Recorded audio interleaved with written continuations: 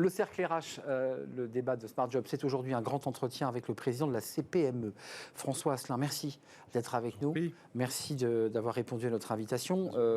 Il y a beaucoup de sujets évidemment sur la table, des sujets d'actualité puis des sujets de plus long terme. Commençons par l'actualité. Vous le suivez évidemment de très près, ce débat à l'Assemblée sur le pouvoir d'achat qui suscite beaucoup de tensions. On en est à l'article 3, je crois, il en a une vingtaine, et ça doit être terminé après-demain. Je ne vois pas très bien comment tout ça va être terminé. Quand même, un point, et là, ça vous impacte directement. Alors, l'article a été voté très facilement sur le coup de pouce aux indépendants, aux artisans de 585 €, je crois. Alors, vous souteniez ce... Parce que j'ai fait le calcul, quand on le remet sur 12 mois, qui sont des allègements de cotisation, hein, c'est pas de l'argent, ça fait quand même très, très léger, quand même, hein, comme coup de pouce. Oui, en fait, on n'était pas hostile à ce coup de pouce, mais ça se refuse pas. Franchement, ça se refuse pas, mais bon, c'est pas l'enjeu du pouvoir d'achat pour les indépendants. Vous savez, nous avant tout, nous ne sommes pas des chasseurs de primes, nous sommes des chasseurs d'activité. Donc, ce qui est important pour quelqu'un qui est à son compte, quel que soit son modèle d'entreprise, c'est d'avoir de l'activité. Et là, alors justement, puisqu'on est sur l'activité, évidemment, vous n'avez pas refusé ce coup de pouce sur les cotisations. Vous précisez que les artisans vont pas recevoir cette somme à la fin de l'année, on est bien d'accord. Hein. Ça vient défalquer de leur cotisation. Donc ça sera presque invisible au plan pratique. L'activité, ils en sont où les artisans, les PME? Est-ce qu'on est dans un trou d'air ou est-ce que l'économie continue à bien aller? Alors, mais je vous sens... Oui, parce que d'abord, la lecture est très compliquée à faire. Hein. Parce qu'effectivement, on voit depuis quand même quelques semaines, voire quelques mois, les nuages un petit peu s'amonceler dans le ciel économique de nos entreprises. Hein. On a d'abord eu les pénuries, l'inflation galopante, les pénuries de main-d'œuvre.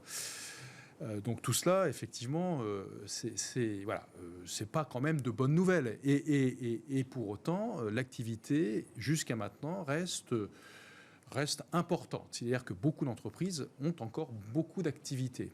Et tant qu'il y a de l'activité, il y a des solutions. Alors on vient de sortir une enquête importante. J'allais y venir.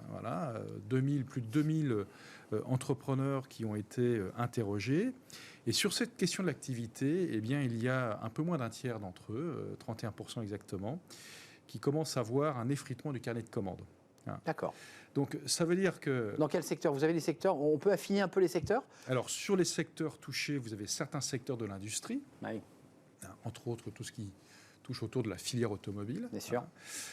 Vous avez des secteurs de la construction neuve, où là, on commence à voir des carnets de commandes qui étaient bien garnis, attention, l'activité, on part quand même d'un pavillonneur, très haut. Promoteur. Oui, tout ce qui touche la construction neuve, donc ça touche aussi bien le logement que le pavillon, bien évidemment.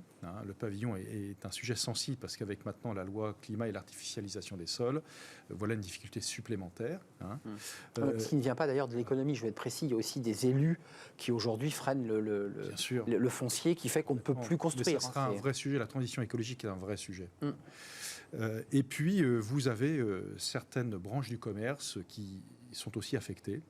Alors, certainement parce qu'effectivement, le pouvoir d'achat des Français s'effrite aussi. Et puis, on a aussi un changement de comportement des consommateurs. Donc, là aussi, c'est des points d'inquiétude. Pour autant, l'activité reste quand même soutenue. Pourquoi? Parce que dans ce même sondage, on a la moitié des entrepreneurs, 51%, qui recrutent. J'allais y venir, qui recrutent et qui peinent, puisqu'on va rentrer dans... En fait, la réalité, votre réalité à travers votre réseau d'entrepreneurs et de PME, c'est qu'ils galèrent à recruter. Alors, c'est incroyable. C'est-à-dire que sur ces 51% d'entrepreneurs qui recrutent, pour 94% d'entre eux, autant dire qu'on est presque à 100%, ils n'arrivent pas à trouver le profil du candidat nécessaire au poste requis. Donc ça, c'est un vrai sujet. Et puis, dans cette même enquête, élément très intéressant aussi, c'est-à-dire qu'ils constatent, ces chefs d'entreprise de PME et de TPE, qu'il y a un turnover qui commence un petit peu à grimper, c'est-à-dire qu'il y a pour 26% d'entre eux, des salariés qui partent. Et là où c'est intéressant, c'est que lorsqu'on leur demande quelle est la raison du départ de ces salariés. Il y en a la moitié pour qui c'est je change d'entreprise pour aller travailler chez le concurrent ou dans un autre secteur d'activité. Même secteur, je reste dans mon métier. Je reste dans mon métier ou je vais dans un autre Et secteur. Et les autres, ils retournent la table. Et puis, il y a l'autre moitié, c'est je vais mener un projet personnel. J'arrête de travailler, en clair. Alors, c'est stupéfiant. C'est une révolution. Hein, c'est une révolution. Alors, nous, on est complètement désarmés par rapport à ça. Pourquoi ? Parce que le patron de PME, c'est plutôt un bosseur. Il aime le travail. Il aime les gens qui travaillent. Oui, bien sûr. Là, on peut parler de CDI, on peut parler des conditions de travail. On vous dit, écoutez, le sujet, c'est pas ça, c'est que j'ai besoin de mener un projet personnel. Écoutez, la relation au travail est devenue un petit peu non prioritaire pour ces gens-là, hein, la valeur travail. On a des explications. On dit que le Covid, on dit que la manière dont on a, même j'allais dire la façon dont l'État a soutenu l'économie, ça a été une très bonne chose d'ailleurs, a donné le sentiment que le travail n'était plus au centre de notre activité et de nos vies. On est en train certainement de vivre les aléas post-Covid, hein, à titre d'une façon psychologique, on va dire, pour les actifs. Alors c'est un mouvement qui n'est pas franco-français, hein, ça existe d'une façon d'ailleurs beaucoup plus ample, importante aux États-Unis, hein, The Great Resignation, c'est comme ça qu'ils appellent le phénomène là-bas. Et chez nous, on commence effectivement à se rendre compte qu'il y a le même phénomène. Je m'autorise, parce qu'on va parler des salaires. Je vois quand même que dans cette étude, les chefs d'entreprise et les PME ont aussi fait un effort sur les salaires. On va en parler. Mais aux États-Unis, on est quand même sur des postes très peu qualifiés, souvent des jobs. Et là, vous évoquez quand même des salariés qui sont pour certains qualifiés, diplômés. Donc j'ai le sentiment qu'on n'est peut-être pas tout à fait dans le même phénomène. On n'est pas tout à fait dans le même phénomène, hein, mais on a certainement en France aussi un système. Donc là vous le constatez à la CPME, mais vous dites on n'a pas de solution clé en main pour vous aider là. Alors, on n'a pas vraiment de solution clé en main. Alors, pour autant, pour retrouver les talents et les compétences dont on a besoin, on a posé quelques propositions sur la table au niveau de la CPME, parce que c'est multifactoriel. On a des solutions pour en sortir, pas de façon immédiate, mais en tout cas, on peut, entre guillemets, avoir une vraie stratégie pour retrouver les talents dont on a besoin dans les entreprises. Mais face à ce phénomène, c'est compliqué. Quand le travail, on ne sait plus que le travail remplit l'assiette. Et effectivement, aujourd'hui, on peut remplir l'assiette sans travailler, à condition que les autres travaillent pour vous pour remplir votre assiette. Il ne faut pas l'oublier quand même. Il y a toujours quelqu'un qui bosse quand même. Il y a toujours quelqu'un qui bosse quand même. Et puis... écoutez, moi je fais partie d'une génération, alors je suis peut-être maintenant un vieux, je ne sais pas, un senior certainement. Ne dites pas ça. Mais ou ne pas travailler quelque part. On se sent pas bien. On se sent pas bien, quoi. Voilà. Vrai. Et aujourd'hui, pour certains d'entre nous, c'est plus un problème. Pour en venir à un sujet plus politique, directement lié à ce que vous évoquez, dans l'étude, les chefs d'entreprise, en grande majorité, estiment qu'il faut encore aller plus loin dans la réforme de l'assurance chômage. Et vous voyez, ça fait écho à ce qu'a dit Emmanuel Macron il y a quelques jours, et qui a dit, quand on est dans l'hôtellerie-restauration, qu'on ne veut pas bosser dans un café parce que le métier est dur, en un mot, il dit, je ne veux pas vous retrouver à Pôle emploi à vivre au crochet de la collectivité. C'est grosso modo ce qu'a dit le président. Vous êtes sur sa ligne. Oui, alors, en fait... je ne voudrais pas être trop radical, parce que ce serait trop facile de dire il y a une bande de feignants qui ne veut pas aller au boulot. C'est un peu plus subtil que ça. Attention. Je pense qu'il faut nuancer quand même les propos d'Emmanuel Macron. Il faut nuancer. Une chose est sûre, c'est qu'on a un système qui n'est pas efficace. Ça veut dire quoi ? Ça veut dire que le meilleur système assurantiel en matière de chômage, c'est le système qui, lorsque vous avez un accident de parcours professionnel, ça peut arriver à tout à chacun dans sa vie professionnelle, c'est d'être indemnisé correctement. Et je tiens au mot correctement, parce que c'est pas parce que vous avez un salaire élevé qu'il faut que vous ayez une indemnité minorée par rapport à ce salaire que vous aviez. Elle l'est aujourd'hui. Bien sûr, alors pour les cadres, oui, parce que vous aviez un niveau de vie qui correspondait à ce que vous gagnez. Donc il faut être correctement indemnisé, mais en même temps, et c'est ça le plus important, comme dirait Emmanuel Macron, en même temps, il faut que le système vous raccroche le plus rapidement possible au marché du travail. Or, aujourd'hui, c'est pas comme ça que ça fonctionne. Généralement, alors, je veux dire, tout le monde est coupable et tout le monde est victime. C'est-à-dire que généralement, quand vous perdez ou quand vous quittez votre emploi, vous allez frapper à Pôle emploi pour bien évidemment enclencher le régime indemnitaire. C'est administratif. C'est administratif. Et puis là, c'est peut-être l'occasion de réfléchir à ma réorientation professionnelle. Oui, qu'on en revient encore à ce rapport au travail, en fait. Voilà. Et puis, je vais peut-être faire une formation qui va me permettre de me réorienter. Pourquoi pas ? Sauf que le temps de trouver la formation va s'écouler quelques semaines. On rentre en formation quelques mois parfois. On rentre en formation, ça peut durer plus ou moins longtemps.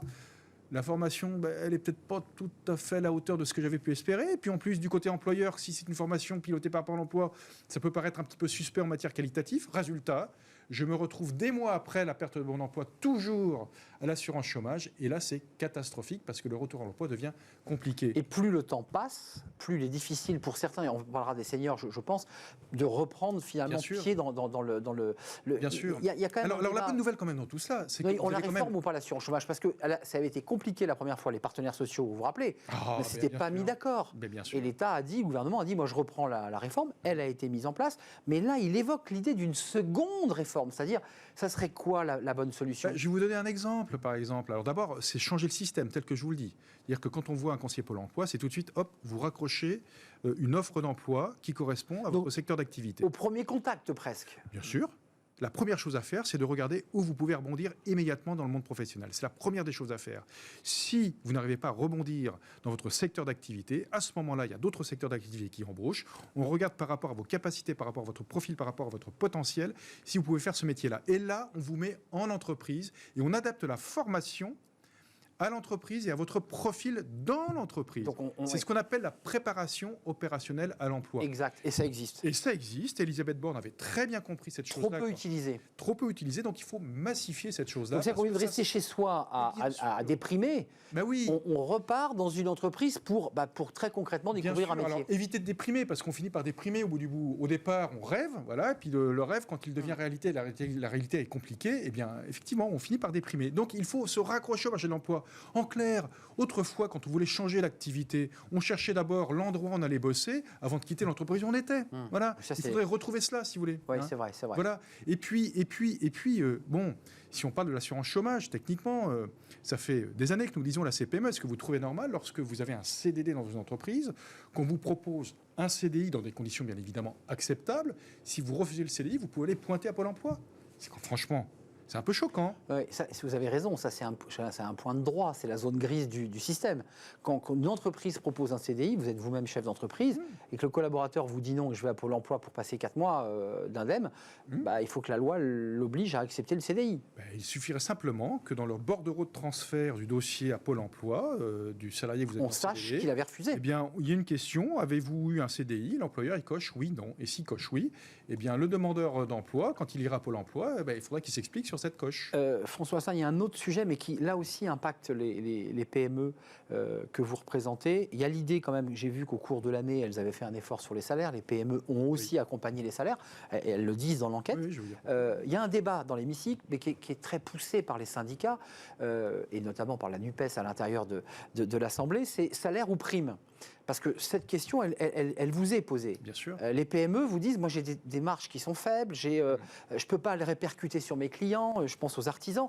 Si je donne 10% de plus, et ça a été le débat dans les cafés-restaurants, prime ou salaire? Alors, le drame dans notre pays, c'est que la culture PME est très peu présente au sein de l'hémicycle. C'est un vrai drame. Parce que qu'est-ce qu'il s'est passé? Il faut savoir que depuis 6 mois, depuis 1 an, 61% des entrepreneurs ont fait des augmentations à titre individuel ou collectif. Donc, ils ont déjà fait un bout du chemin, certainement pas assez, mais ils l'ont fait. Pourquoi? Parce que si vous n'augmentez pas d'une façon individuelle les compétences que vous avez dans votre entreprise, vous les faites piquer par vos concurrents. Donc il faut leur donner envie de rester, quoi. Il faut leur donner envie de rester. Et le salaire est un levier, bien évidemment, de motivation. Voilà, on n'est pas fous, on sait comment que ça se passe. 2 sur 3 ont versé des primes, donc ça fait 68%. Et 49 des primes individuelles et 41 des primes PEPA. Donc ça veut dire quand même que si on suit votre enquête qui est très fraîche, elle est sortie il y a quelques jours, globalement ils ont plutôt opté pour la prime.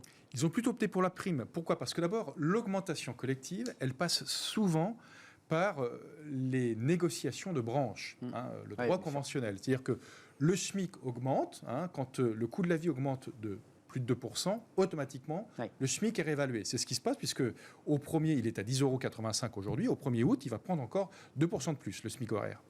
Ce qui veut dire que les grilles de salaire professionnels, par branche professionnelle, vont, bien sûr, être revisitées par les partenaires sociaux. Et du coup, dans l'entreprise, quand vous avez des gens qui sont rémunérés à la grille, ils vont être augmentés de façon automatique. Mécanique.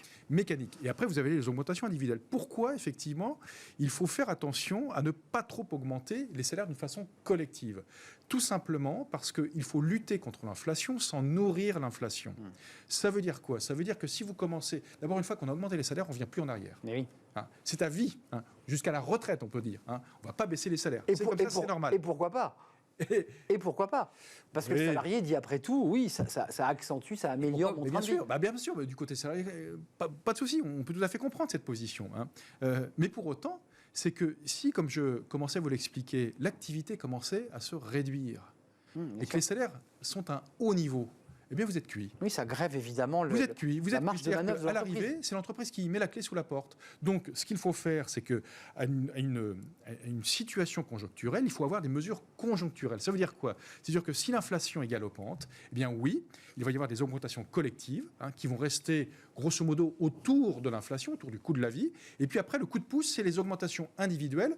Pourquoi pas à travers la prime PEPA, qui est une motivation collective, quand même, qui s'adresse à tous les salariés d'une entreprise. Pourquoi pas à travers la prime PEPA?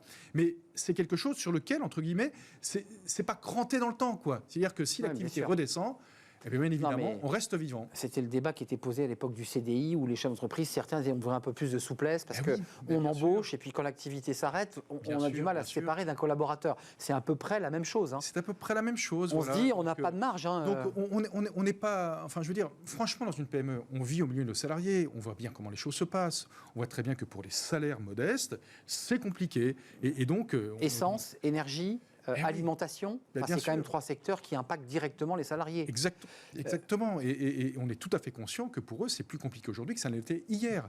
Pour autant, eh bien, si vous ne pouvez pas répercuter sur vos prix de vente toutes ces augmentations, eh bien, votre entreprise, elle ne tient pas, quoi. Alors, vous aviez sorti en juin dernier votre PAC pouvoir d'achat avec... 5 points très précis. Il y avait notamment la défiscalisation des heures supplémentaires. Alors, pour resituer un peu le débat, c'était François Hollande c'est Nicolas Sarkozy qui avait défiscalisé. François Hollande avait refiscalisé. Puis Emmanuel Macron a fait un petit peu la moitié du chemin. Et là, Bruno Le Maire récemment a expliqué que de nouveau, on allait défiscaliser. Mais attention, avec un barème, avec des règles un petit peu bureaucratiques. On les défiscalise entièrement ou pas, ces heures sup? Vous, la CPME? Parce que ça, c'est quand même du pouvoir d'achat direct. Bien sûr. Alors d'abord, il y a une chose quand même qui est très vertueuse dans cette mesure, c'est que c'est de l'argent versé qui correspond à du travail produit. C'est de la richesse créée. C'est du PIB, ça. C'est pas d'hélicoptère-monnaie. On va donner 100 € à tous les Français, et puis une fois que c'est avalé, on l'a oublié. Oui, on a travaillé. On a travaillé et on récupère le fruit de son travail. Donc ça, c'est déjà vertueux. Ensuite... ce que nous demandons à la CPME, bien évidemment, c'est de faire en sorte que les finances de l'État ne se déséquilibrent pas trop. C'est pour ça que ce que nous demandons... C'est trop tard. C'est trop tard, oui. Voilà, c'est trop tard. En termes de déficit, on est un peu mal parti. C'est vrai, on est rendu très loin. Vous êtes vertueux, mais là, globalement, on est très profond. Voilà. En fait, nous, ce que nous disons, c'est qu'en France, il est possible de travailler plus de 35 heures. Le droit du travail le permet, le droit conventionnel aussi. Le problème, souvent pour l'entreprise, c'est la 36e heure qui, d'un seul coup, coûte très cher à l'entreprise. Nous, ce que nous voulons, c'est que nos salariés, quand ils font une heure supplémentaire, soient rémunérés en heures supplémentaires.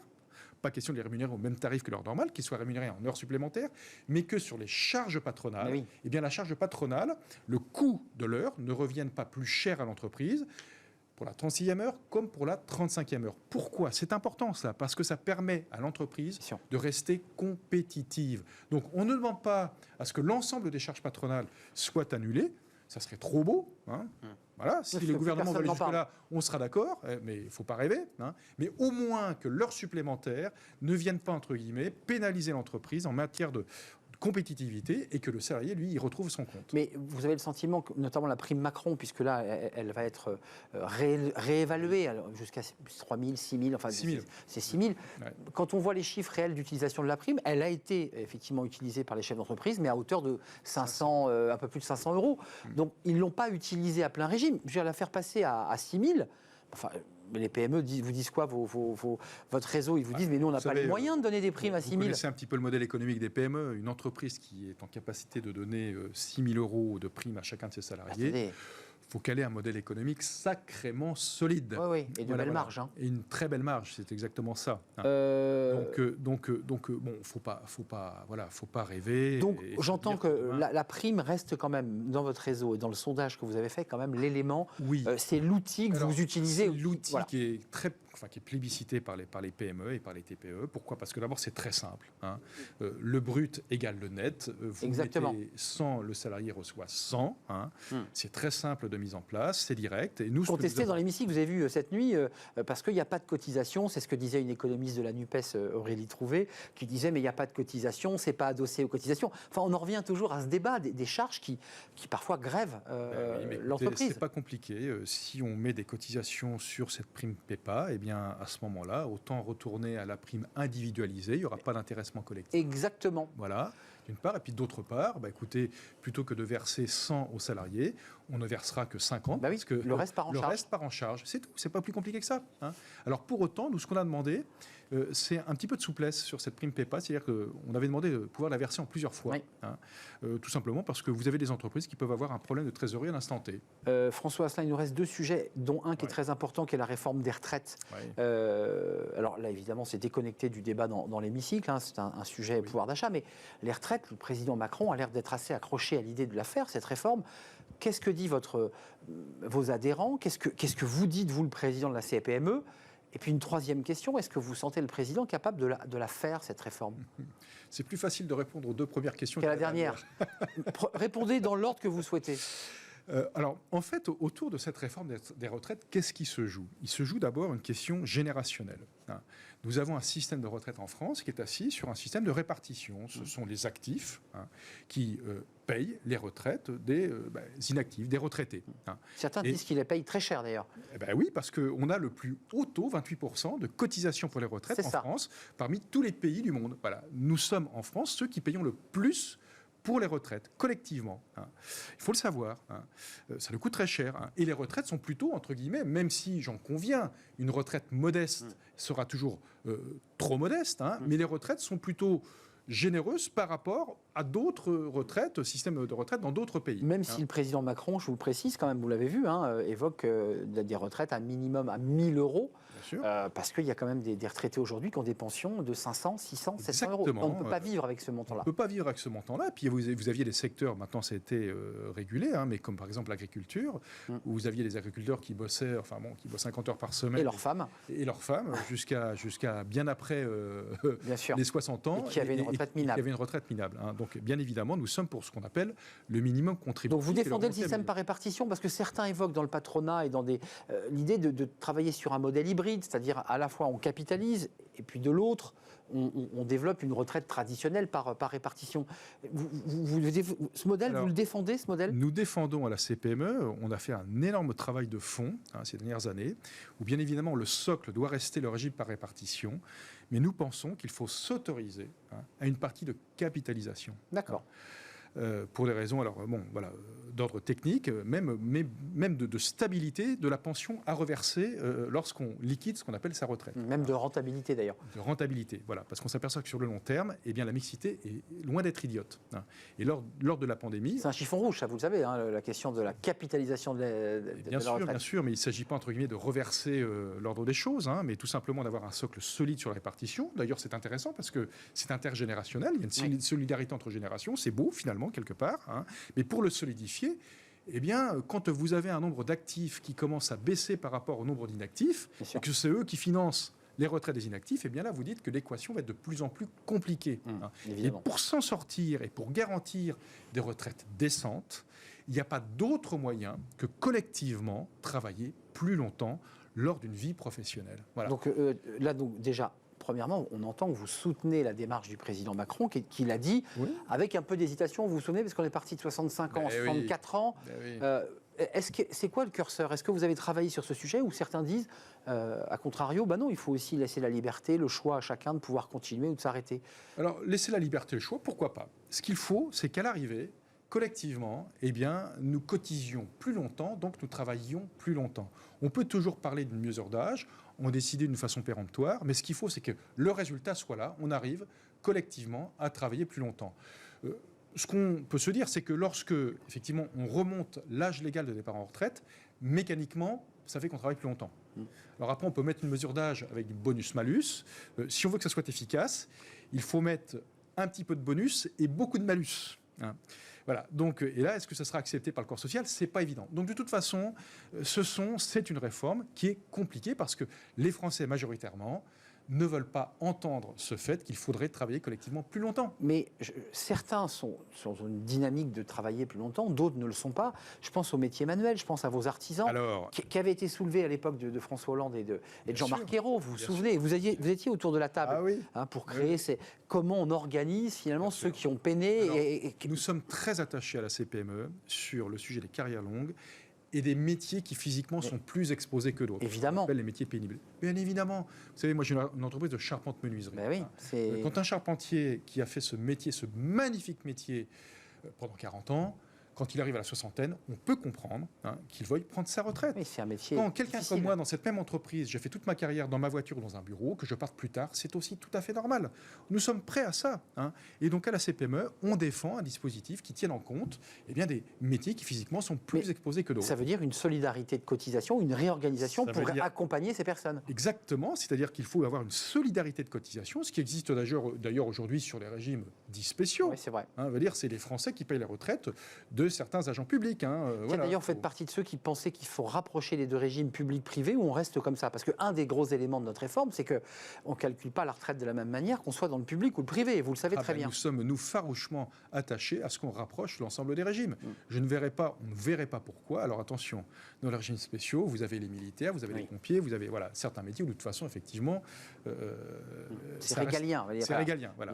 Mais vous avez plein d'autres métiers, surtout dans la fonction territoriale, la fonction publique territoriale, où là, franchement, qu'est-ce qui justifie d'avoir une retraite, ou dans certaines entreprises publiques, qu'est-ce qui justifie d'avoir une retraite anticipée par rapport au secteur marchand? Vous faites quasiment les mêmes métiers, et parfois même pas avec le même rythme.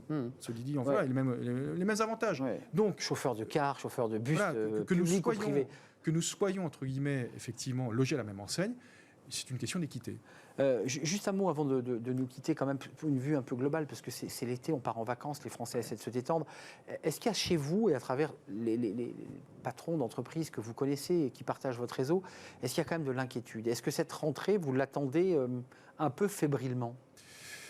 Oui et non, parce que vous savez, le chef d'entreprise, il est fait ainsi que lorsqu'il y a des difficultés, il doit les affronter. Donc, si inquiétude il y a, de toute façon, comme toutes les inquiétudes ou toutes les difficultés qu'on a eues dans notre vie, il faut les franchir.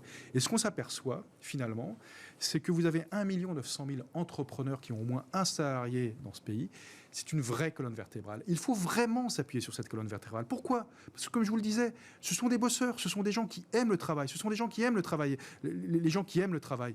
Donc, il faut vraiment s'appuyer sur cette colonne vertébrale. On s'aperçoit dans notre pays que, finalement, on se fait beaucoup de nœuds dans la tête. Quand on se compare par rapport à ce qui existe autour de nous, mais franchement, on est encore dans un pays où c'est un vrai Eldorado. Donc, on a des marges de manœuvre. Soyons fiers de nous, c'est ce que vous dites. Mais soyons fiers de nous. Voilà, on a des marges de manœuvre qui sont considérables. Encore faut-il que, collectivement, on arrive, sans bloquer la machine, à accepter les réformes dont le pays a cruellement besoin. Sans bloquer la machine, puisque les syndicats, certains ont déjà appelé à des manifestations dès septembre, notamment sur le débat des salaires qu'on a eu ensemble, et pas de prix. Merci François Asselin, je vous souhaite un bel été.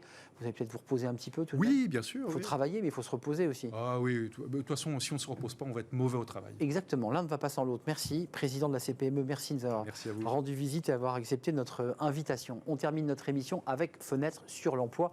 Et on parle de la revalorisation des salariés de plus de 50 ans. Justement, on est dans le sujet. C'est tout de suite.